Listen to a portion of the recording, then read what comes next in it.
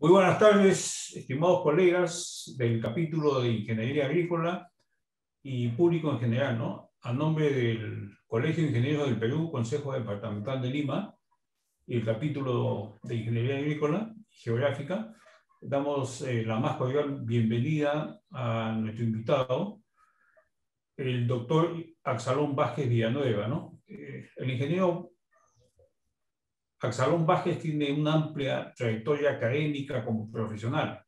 Él es ingeniero agrícola de la Universidad Nacional Agraria de La Molina, tiene grado de magíster también en recursos de agua y tierra, es PhD, doctor en recursos hídricos en la misma Universidad Nacional Agraria de La Molina, es docente de la Facultad de Ingeniería Agrícola de la Escuela de Posgrado también. De hecho, ha sido mi profesor también en curso de riegos. Es un excelente profesional. En el campo profesional también tiene muchos avances. Inclusive ha ocupado puestos de viceministro de Agricultura, ministro de Agricultura y ha sido congresista de la República. Tiene una producción intelectual también muy buena. Tiene textos de ingeniería de riegos, manejo de cuencas. Y lo que es sorprendente el día de hoy, acabo de leer su último libro sobre la reforma agraria, ¿no? Es un excelente texto, no solamente para el mundo académico, sino también para nosotros los que estamos en el ejercicio profesional. Nos da unas luces de lo que fue la reforma agraria, ¿no? Este libro empieza con unos antecedentes históricos muy bien redactados, cómo se promulgó el decreto ley 17716 el 24 de junio de 1969, cuáles eran sus principios básicos, quizás bien intencionados, cuáles son las características de este proceso y sobre todo cómo se aplicaba, ¿no? Tanto la afectación, expropiación, adjudicación. Pero el corazón de este texto, la idea central está en estas causas del fracaso, que fueron causas externas e internas, y las consecuencias, que es lo más importante, ¿no? Consecuencias positivas y consecuencias negativas. Y es un libro de mucha información técnica con cuadros económicos, de balanza comercial agraria, y al final tiene lecturas muy amenas, ¿no? Que el autor la llama como verdaderas historias, que son muy buenas. Entonces, disculpe, ingeniero, si me he olvidado algo. Voy a dejar No, está bien. al doctor Absalón Vázquez. Quisiera hacerle una primera pregunta, preguntarle por los antecedentes de la reforma. Yo sé que estas preguntas están en su texto, pero para fines de didáctica a los colegas que nos están escuchando, ¿por qué se dio esta reforma agraria, ¿no? ¿Cuáles han sido los antecedentes de esta reforma? Bueno, en primer lugar, muchas gracias, ingeniero Javier, a nuestro Colegio de Ingenieros y particularmente a nuestro capítulo de Ingeniería Agrícola por esta entrevista. Definitivamente, este es un proceso que data de muchos años atrás, desde finales del siglo XIX, cuando comienza, lógicamente, un movimiento reivindicacionista y van tomando algunos intelectuales como un tema también de análisis, tema de opiniones, etcétera. Pero sobre todo, ¿por qué? Porque había todo un pasado, llamémosle, que desde la época de los españoles, cuando llegan al Perú, comienzan a maltratar muy fuertemente a las poblaciones nativas, ¿no? Llegan los españoles y comienzan a quitarle todas sus tierras, las tierras productivas, y se apropian los españoles y sus descendientes de esas tierras y corretean a los nativos hacia las partes menos productivas, hacia las cumbres, etc. Aparte de eso, junto con un problema de que al llegar los españoles, las autoridades identifican que no están interesados tanto en la agricultura, sino más bien en la minería, porque descubren que hay mucho oro y plata. Entonces concentran su actividad, concentran su interés en la extracción de oro y plata y lógicamente necesitaban mano de obra, necesitaban toda la parte de insumos para poder las fundiciones y la extracción del mineral. Y es así como van captando a la gente, van diezmando muy fuertemente a la población. Porque se habla de que, por ejemplo, cuando llegan los españoles había una población que bordeaba los 11, 12 millones de personas, y cuando hay la independencia del Perú son 1.100.000, 1.200.000 personas, data la historia. Entonces imagínense todo lo que pasó en todo ese periodo. Eso es la sumatoria de. Entonces había una especie de un caldo de cultivo de cierto resentimiento de la gente que sobrevivió porque reclamaban sus tierras, tanto en costa como en sierra, ¿no? Pero más en sierra fundamentalmente, porque la actividad económica se centró fundamentalmente en la sierra. Entonces, ahí se inicia la reforma agraria ya con esos sentimientos y se va avanzando. Y luego viene la guerra con Chile. Y con Chile entra en ese conflicto del Perú y lógicamente arrasa Chile con todo lo que era la agricultura en costa y en sierra también. Y sabemos todas las consecuencias, ¿no? Y de ahí ya se retira Chile y comienzan de paso las pequeñas escaramuzas, los pequeños reclamos de las poblaciones nativas que lógicamente querían seguir viviendo y querer algo de tierra. Pero ahí se da un reacomodo nuevamente con los criollos, los mestizos y algunos extranjeros que van posicionando en las tierras mejores de la costa y algo de la sierra. Y así se van consolidando algunas haciendas, algunos latifundios, pero en la sierra se va quedando. Todo el agro, la agricultura y la ganadería de la sierra se va quedando casi con los mismos estándares tecnológicos y niveles de vida para la población rural, para los campesinos, bastante pobre y con una tecnología ancestral, ¿no? Muy pobre, llamémosle de la época de la colonia, con una baja productividad, bajos rendimientos, no hay mayormente innovaciones. Mientras que en la costa sí se dio unos cambios importantes. ¿Por qué? Porque ya desde la época anterior se había impulsado la ganadería, por ejemplo, en Cerro de Pasco, en Puno, fundamentalmente, y el algodón. Entonces forman grandes empresas, y con full tecnología. Las azucareras tenían una de las tecnologías más importantes del mundo, más avanzada del mundo. Por ejemplo, Casa Grande llegó a tener toda una tecnología muy importante que inclusive tenían los difusores, que era la última tecnología, full tecnología, ¿no? Casa Grande, Tumán y las otras empresas. En tal sentido era variada, pero la costa se caracterizaba por tener una tecnología de punto. Y todo ese periodo, nuestra agricultura peruana, nuestro país tenía una balanza comercial agropecuaria positiva. Y luego de ahí ya se dan desde finales del siglo XIX hasta las 5 décadas, 6 décadas del siglo XX, todas esas agudizaciones de los conflictos, como las movilizaciones y más, lógicamente, la reivindicación de algunos grupos políticos ya como tema de reforma agraria. Y aquí yo particularmente como ingeniero debo decir que las autoridades gubernamentales de los diferentes gobiernos nunca atendieron el problema real, ¿no? Y más bien se agudiza ya un poquito más cuando los gobiernos, a partir de la década del 60, comienzan a priorizar la sustitución de importaciones como política de Estado, ¿no? Para tratar de mantener una economía un poco más cerrada y priorizar la industria.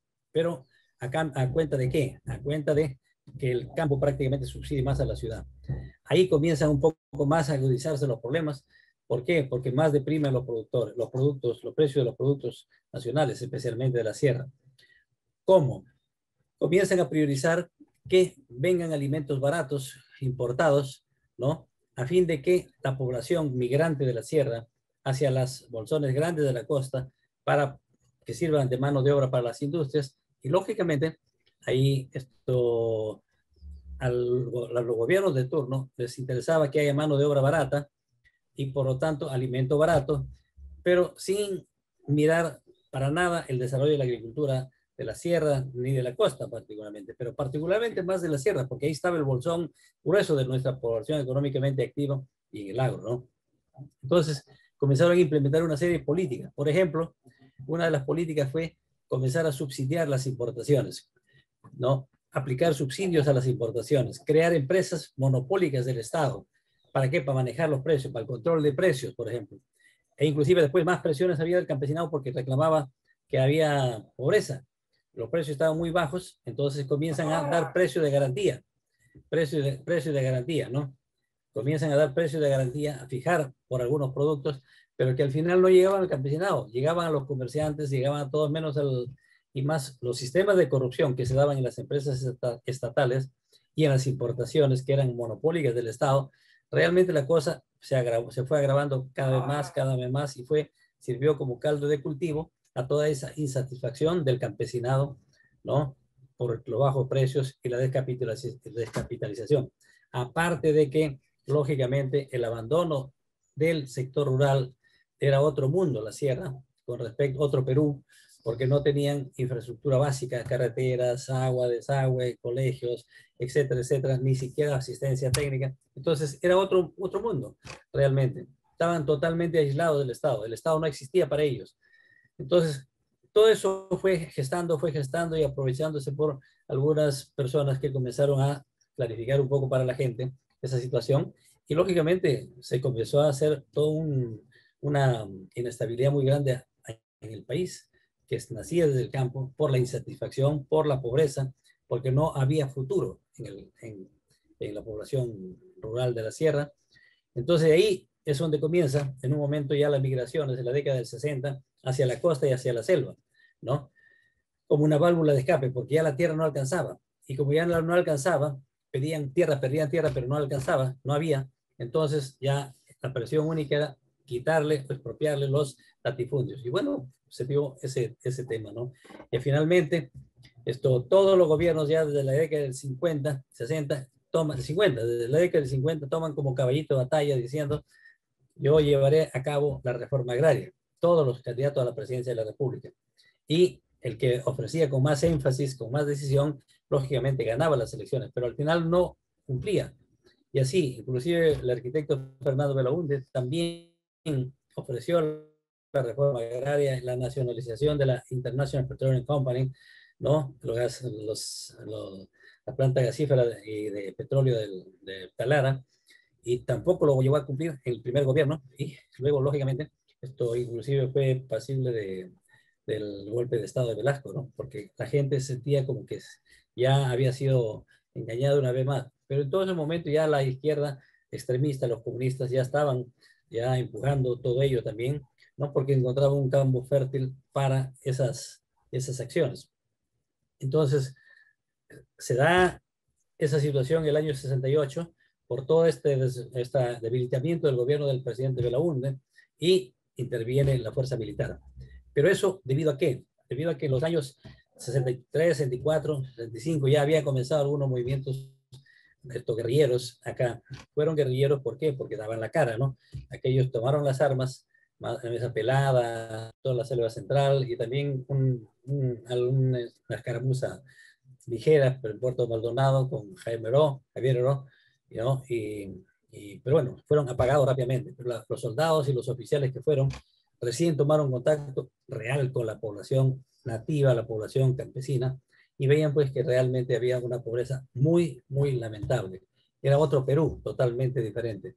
Entonces, eso un poco sirvió para que los soldados y los oficiales un poco vieran la realidad, que era un caldo de cultivo para que otra organización, luego guerrillera o terrorista, podría venir y tomar como caldo de cultivo y con el apoyo del campesinado, porque estaba totalmente abandonado por el Estado y que podía haber sido muy nefasto para el país. Entonces ellos, en base a todo ese análisis, finalmente dan ese golpe de Estado en el año 68, ¿no? El 3 de octubre del año 68, dan el golpe de Estado y bueno, para el año siguiente se desencadena que el 24 de junio dan la ley de reforma agraria 17716. Muy bien, claro, muy interesante. Yo invito a todos nuestros colegas a leer el texto, este libro que es muy interesante, donde se hace un análisis, ¿no?, de las causas del fracaso externas, internas, y sobre todo las consecuencias, que también habla de consecuencias positivas y negativas, lógicamente, ¿no? Entonces, en pocas palabras, para que más o menos darle un incentivo a esta lectura, ¿cuáles son las causas del fracaso? O sea, ¿por qué fracasó la reforma agraria? Y sobre todo, ¿cuáles son las consecuencias en la agricultura hasta nuestros días, ¿no? Eh, Mire, en primer lugar, la reforma agraria se inicia y lo inicia el gobierno. La principal causa del fracaso, llamémosle, de todo esta buena intención, entre comillas, que pudieron haber tenido los que idearon, fue que el gobierno fue un modelo impuesto de arriba para abajo, y dos, de que el gobierno se metió desde el primer día con toda fuerza, y ellos fueron los que dirigieron prácticamente estas empresas. Ellos hicieron todo. O sea, impusieron los gerentes, impusieron los cuadros administrativos, prácticamente dirigieron la comercialización, la compra, el manejo de las empresas. Prácticamente eso lo hicieron casi los 4 o 5 años primeros, que por coincidencia fueron años de bonanza.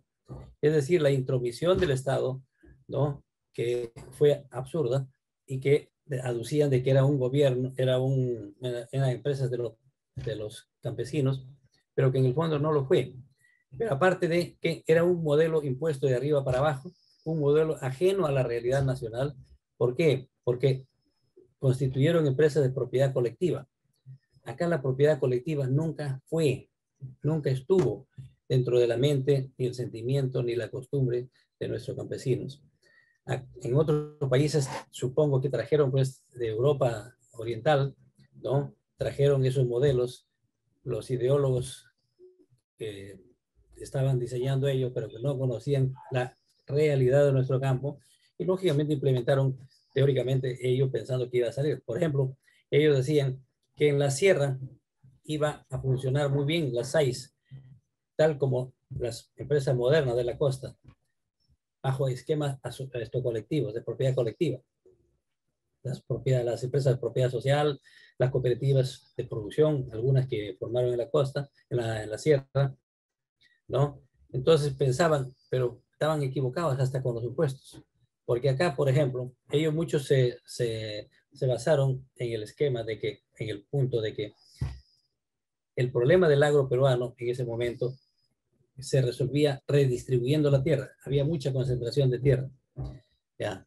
Y eso también lo sostuvo José Carlos Mariátegui, que lógicamente él, como un pensador, pero no conocía del campo real, ¿no? Entonces él decía de que también, y todos los pensadores decían la redistribución de la tierra, lo cual era un elemento, por supuesto que sí, pero acá había otro tema, que no solamente es entregarle tierra al campesino, como lo que ocurrió, sino que hay que entregarle tierra y la asistencia técnica y el crédito y verle la comercialización, etcétera, etcétera.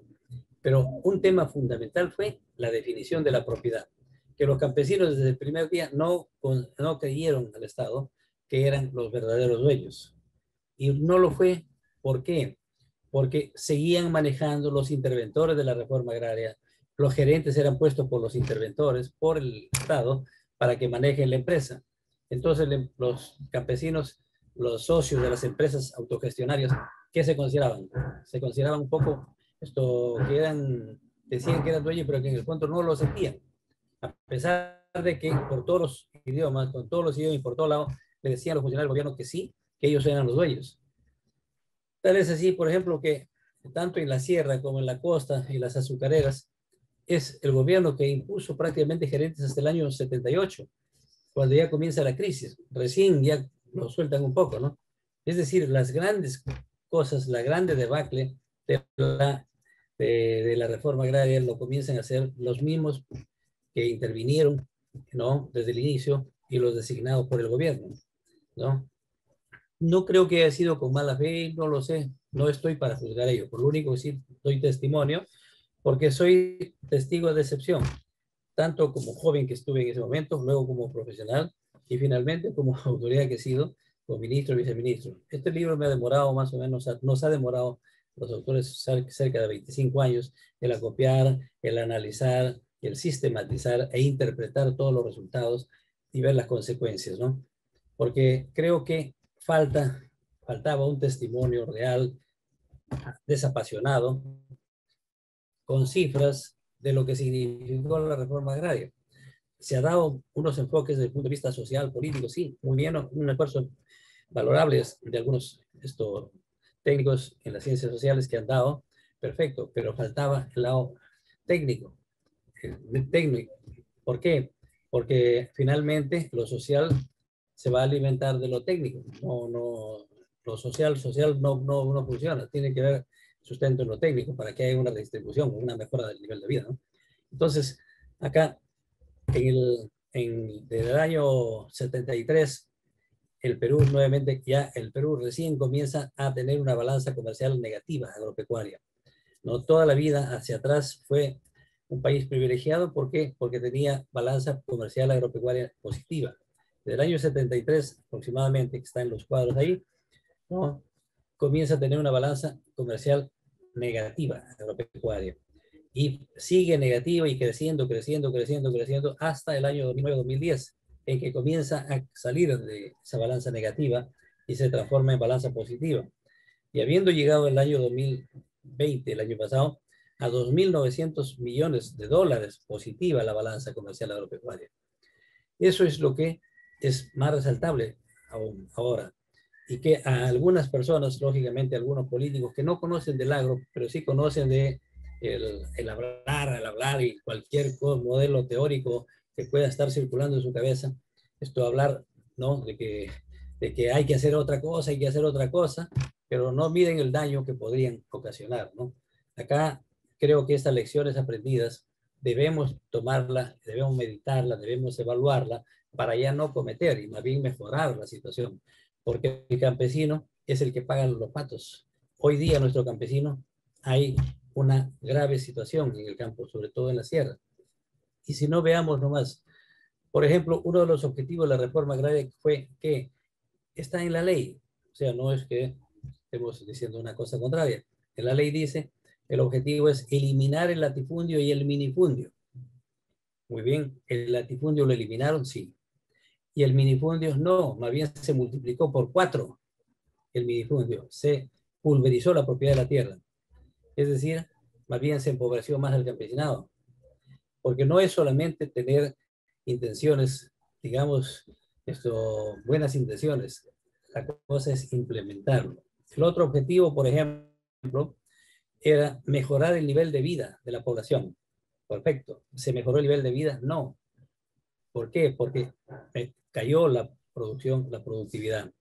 Se cayó. Y 2, el absoluto y negativo y nefasto política del Estado de la comercialización monopólica del Estado con el manejo de subsidios millonarios, de millones de dólares de subsidios con el juego cambiario que hacían. E inclusive se llegó hasta implementar un mercado único, ¿no? Del dólar MUC.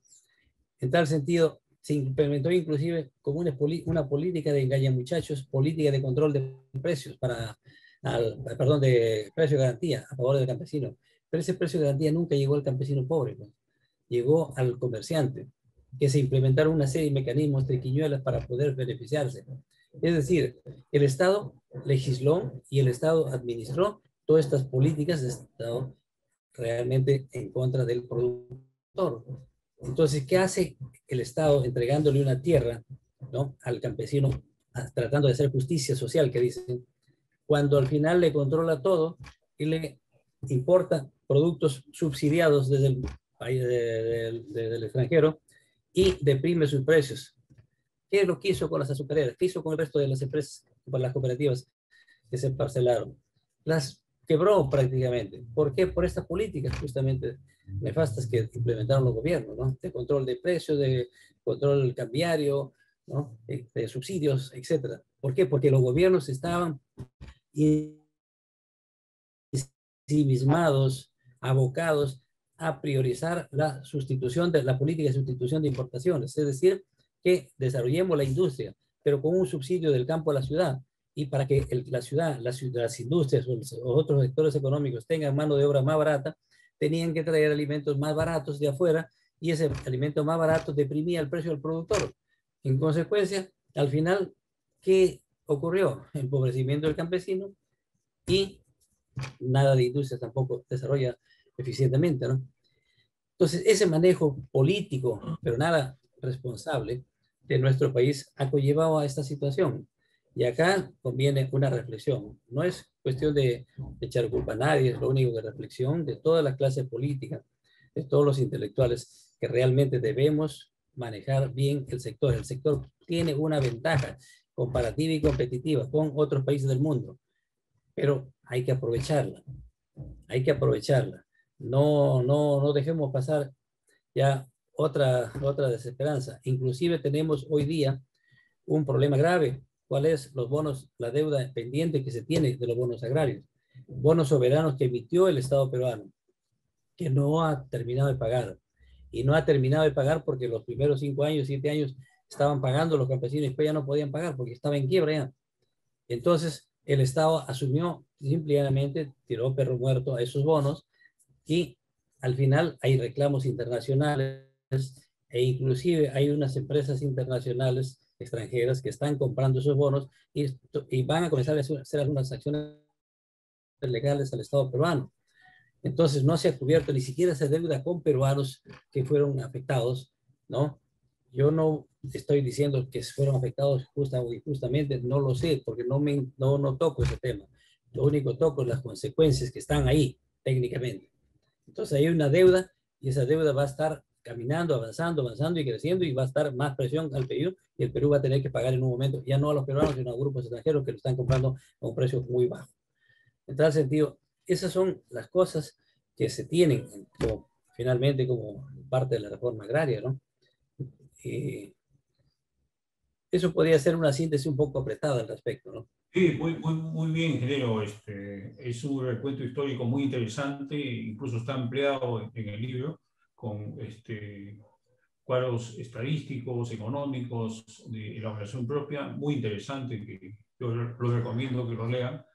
Y el libro termina, como le comenté, en unas historias verdaderas que me hizo recordar cuando uno lee a la tradición de Ricardo Palma, ¿no? Que, por ejemplo, la anécdota del ingeniero que reemplaza en una hacienda me parece que es Juan Jiménez, me parece, y tuvo una pesadilla, ¿no? Entonces, esa pesadilla de que haya una nueva reforma agraria, ¿no? Entonces, esa pesadilla apareció más bien como una propuesta de algún partido político que lógicamente no está actualmente en la segunda vuelta, pero hablaba de una segunda reforma agraria, ¿no? Entonces, ¿es viable? ¿Se puede hablar de una segunda reforma agraria actualmente? ¿Qué opina usted?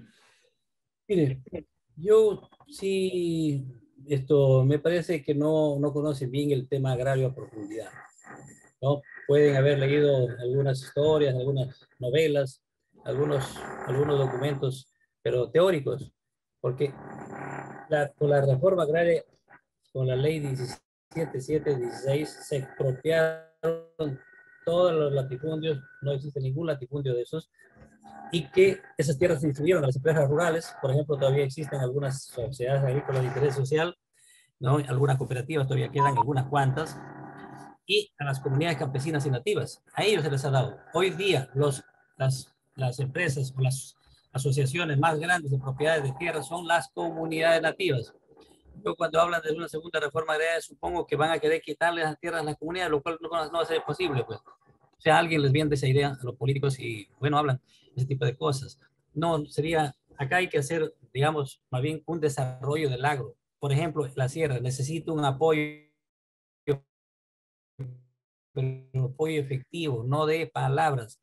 Si no tienen infraestructura, no tienen canales, no tienen reservorios, no tienen carreteras, no tienen luz, no tienen agua, no tienen desagüe, y más bien quisieran tecnología, quisieran un crédito para poder mejorar su productividad. Por ejemplo, un campesino pobre de la sierra, ¿cuánto está sacando de papa? 5, 6 toneladas todavía está sacando eso.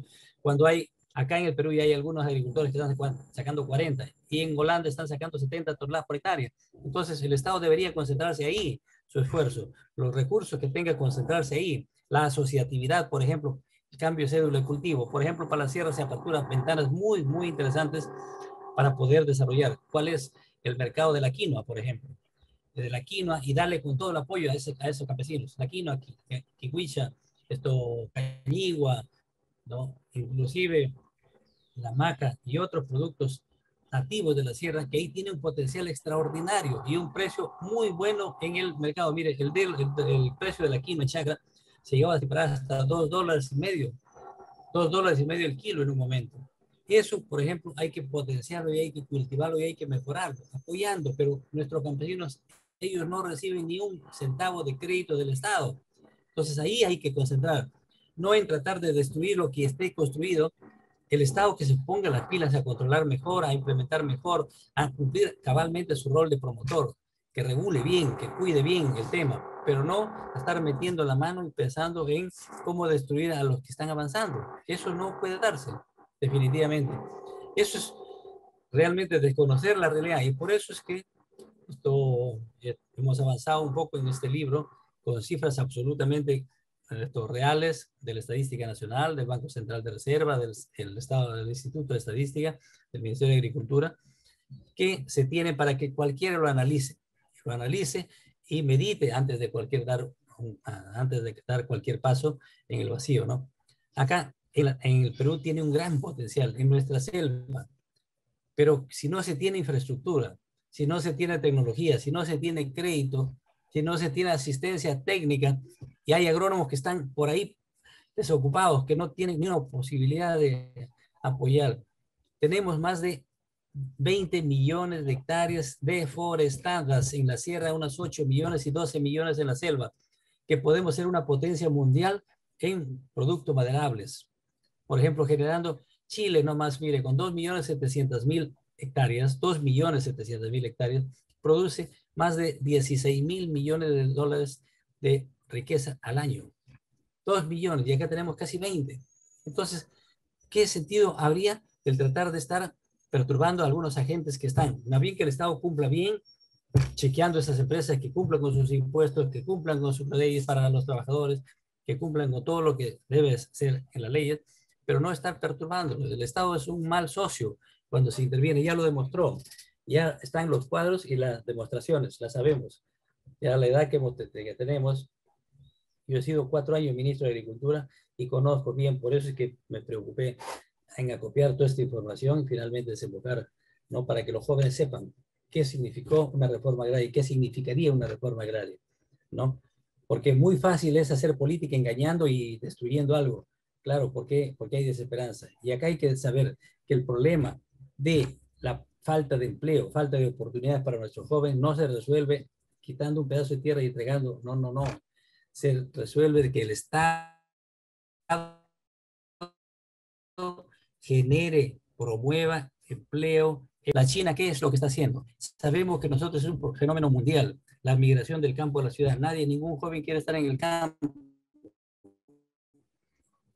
¿Por qué? Porque tener 1 hectárea, 2 hectáreas en el campo es muy pobre, no sale.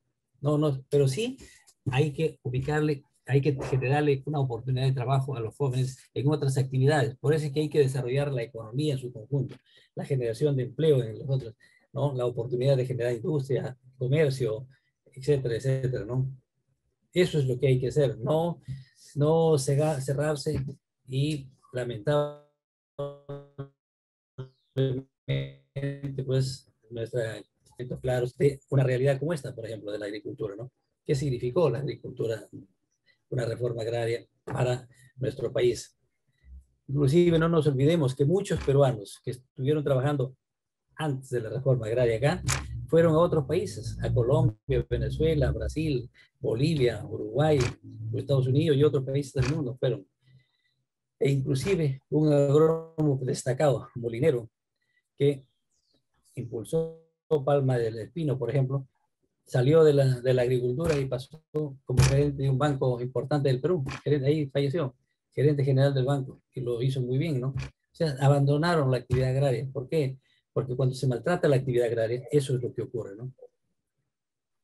Muy bien, ingeniero. Justamente acá en el Colegio de Ingenieros nos llegan muchas opiniones, reclamos de los colegas a nivel nacional inclusive, pidiendo que, digamos, opinemos, que, digamos, el Ejecutivo también actúe adecuadamente el sector agrícola, ¿no? Claro que piden que los ministros sean técnicos. La posición del colegio es que se tecnifique el agro, ¿no? Porque nosotros somos técnicos, somos formados para eso. Y necesitamos tanto funcionarios técnicos, tanto en los ministerios, a todo nivel, y también una política agraria adecuada, digamos, frente a estos nuevos desafíos que estamos teniendo, ¿no? Incluso a nivel mundial.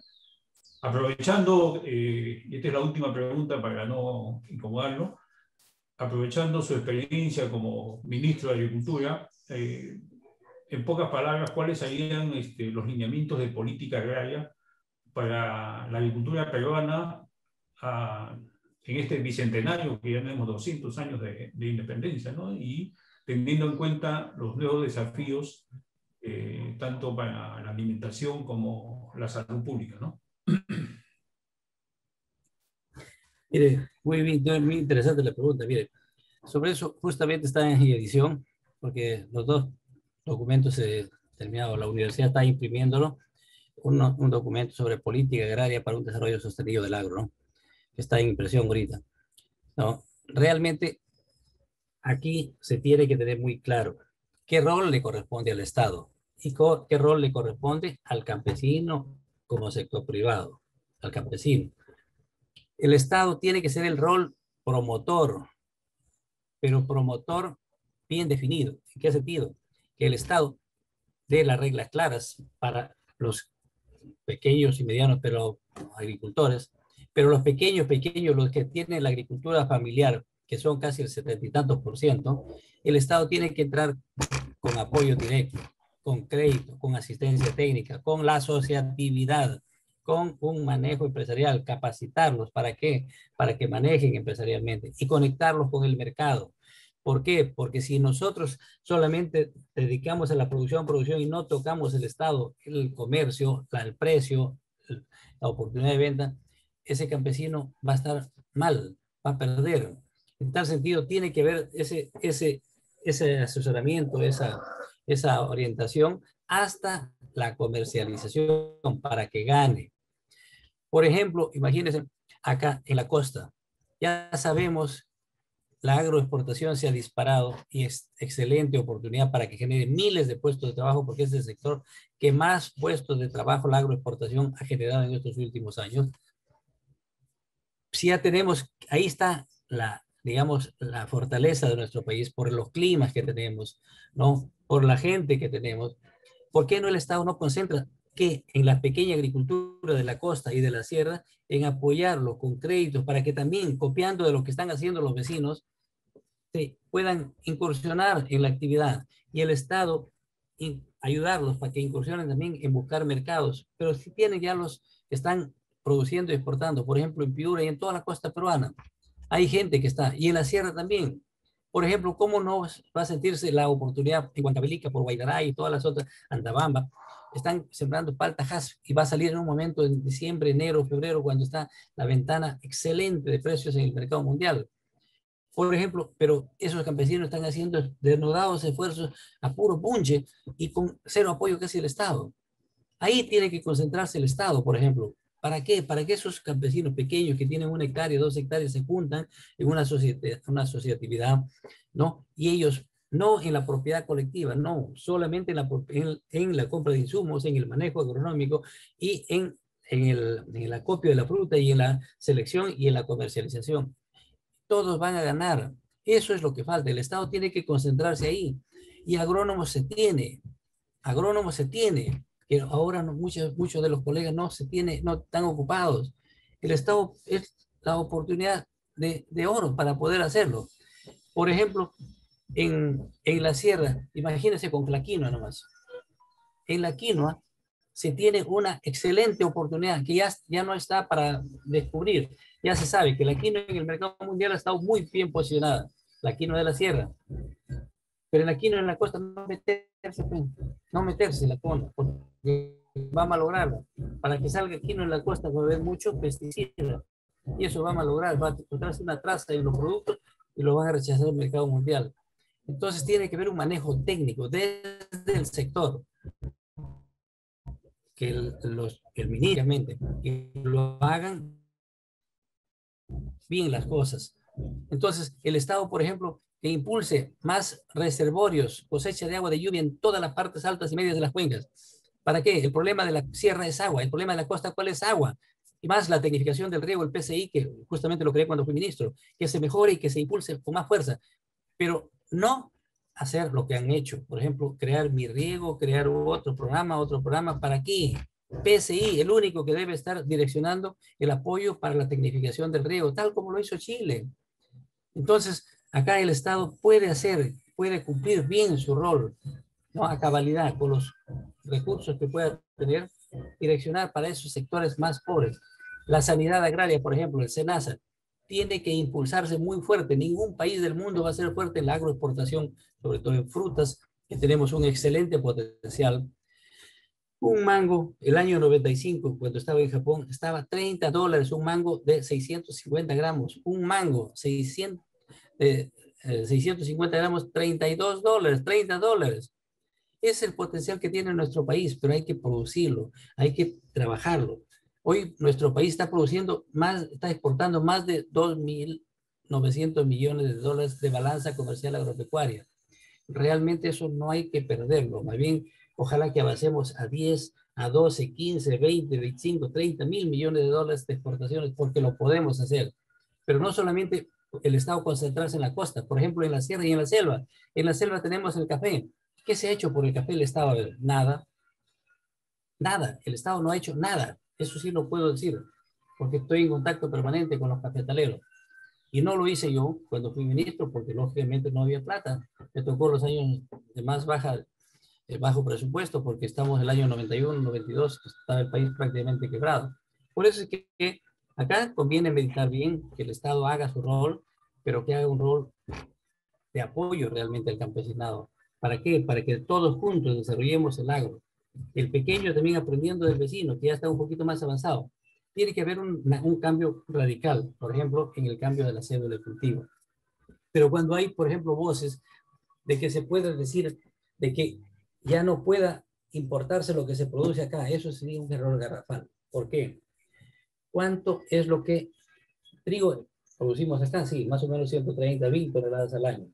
Son más o menos 130.000 hectáreas. ¿Y cuánto necesita el país? Cerca de 3 millones de toneladas de trigo. ¿Qué? Ya al no importarse trigo, se subiría el fideo, subiría el pan, subiría, o sea, ¿de dónde subiríamos? Ya, podrían decir, vamos a sembrar más trigo, pero significaría más o menos 2 millones de hectáreas de destinar lo que hoy día no se siembra. Eso no se va a dar, lógicamente. Que no se siembre, no se importe maíz amarillo. Son más de 3 millones y tantos, 3.500.000 toneladas de maíz amarillo que se importan al año. Entonces subiría el pollo, subiría los huevos, subiría los cerdos, ¿no? Subiría inclusive las vacas lecheras, la leche. ¿Por qué? Porque es un insumo para la alimentación. Entonces, no se puede estar hablando así aventureramente, diciendo cualquier cosa, ¿no? Porque eso rápidamente afecta al país, afecta al agro. Acá se tiene que venir la sensatez. ¿Vamos a depender del trigo? Sí, así como el mundo va a depender de nosotros en arándanos, en paltas, en espárragos. ¿Por qué? Porque esa es nuestra fortaleza acá. Nuestra fortaleza es esos productos. Quinoa no tiene otros productos. Han llevado quinoa a otros países, sí, pero no sale como la nuestra. Entonces nosotros tenemos, por la biodiversidad y por los climas que tenemos potencialidades, pero que en esto hay que aprovechar y sacarle el máximo provecho a ello. Y el Estado tiene que estar más bien apoyando a todo ello, ¿no? Y acá, en este trabajo, en este desarrollo de la agroexportación, deben participar los pequeños. ¿Y quién debe ayudar a los pequeños? El Estado debe ayudarlos a que puedan dar, por ejemplo, si un productor de maíz amarillo o un productor de arroz ve que al costado tienen uva para exportación, con lo cual ganan unos $10.000, $8.000 por hectárea al año. Está muy bien porque han invertido una buena cantidad de dinero por hectárea. Pero el campesino no lo puede hacer. Y no lo puede hacer porque no tienen. Entonces, ¿quién debe entrar ahí a apoyarlo? El Estado. Los mecanismos inteligentes de asociatividad, por ejemplo, y de manejo empresarial, asistencia técnica y crédito, el Estado debe impulsar poco a poco ahí. Cuando estos al tercer año ya estén exportando, nadie lo va a parar. Eso es lo que tiene que hacer el Estado para poder impulsar un verdadero desarrollo del país, del agro, ¿no? Y no estar inmersos en una serie de idas y venidas que al final a nadie favorece, ¿no? Por eso yo estoy seguro que ojalá que nuestro país, las autoridades mediten bien en el tema agrario. El tema agrario se puede hacer grandes riquezas, ya está, mejor dicho, ya está como muestra. 2.900 millones de balanza agropecuaria, balanza comercial agropecuaria positiva. Ojalá que nunca más nuevamente ahí comience a caer como cayó el año 73, gracias a todas las medidas que desde el año 69, ¿no? Que comenzaron a caer la agroexportación, que era positiva, la balanza comercial agropecuaria positiva, el año 73 se volvió negativa y siguió negativa hasta el año 2009-2010, que se revierte gracias al decreto legislativo 653, que permitió nuevamente corregir una serie de errores que se dieron, ¿no? Justamente eso es lo que lo di, ese decreto legislativo, lo preparé para tratar de enrumbar de nuevo el tema del agro. Y ojalá, estoy seguro, muchos colegas ahí preparados, jóvenes, con mucho empuje, con más conocimientos, van a hacer mejor las cosas. Hoy día ya se trata de una agricultura, estamos en la etapa de la agricultura de precisión, ya, una agricultura de precisión, donde hay una serie de herramientas, tanto en el riego, tanto en las semillas, tanto en la cosecha, tanto en las plagas, para poder maximizar la productividad. En tal sentido, tenemos que meter tecnología. Sin tecnología no vamos a poder competir. Y eso puede propiciar el Estado. El Estado propiciar para que los privados que están actualmente lo desarrollen, ellos con su plata, y el Estado desarrollando con plata del Estado para los pequeños, para que también se inserten en el mundo, en el club de los agroexportadores, porque también merecen y deben ser, porque así vamos a crecer como país en forma armónica, de forma sostenida, ¿no? Y todos vamos a estar mejor. Muy bien, ingeniero. Agradecerle su participación en el Colegio de Ingenieros y felicitarlo por este excelente libro sobre la reforma agraria, y a los coautores, el doctor Abel Mejía Mercacusco, a Isaac Vázquez también, por este interesante y útil texto, ¿no? Y bueno, solicitarles que para el día 24 de junio a las 8:30 nos invite también, enviándonos un link. Ya le hemos avisado a tanto a nuestro decano nacional, al ingeniero Carlos Herrera Descalzi, como al decano departamental, Oscar Rafael Anjosa, para que puedan estar presentes, aunque sea de espectadores. Pero es un tema muy, muy interesante, el tema de la agricultura, y muy importante, a pesar que son de otras especialidades, ¿no? Ingeniero, no sé, unas palabras finales. Sí. Muy bien, muchas gracias, ingeniero Javier. Muchas gracias, amigos, a nuestro Colegio de Ingenieros, a nuestro capítulo de Ingeniería Agrícola, por esa oportunidad de difundir. Esta obra ha sido realmente hecha por los autores con el total desapasionamiento por tratar de cumplir con nuestro país, de dar testimonios reales, absolutamente reales, con cifras reales de lo que fue, de lo que ocurrió y de lo que no debe volver a ocurrir en el agro, sino más bien debemos encauzarlo para un crecimiento, para el bienestar de todos los peruanos. Eso es el único objetivo que se tiene. Y la Universidad Nacional Agraria de La Molina, cumpliendo su rol como alma matriz, como alma mater, ¿no? Nos ha dado todas las facilidades como para poder hacer esta publicación. Muchas gracias, muy bien, a todos los directivos de nuestro colegio y a todos los colegas. Muchas gracias.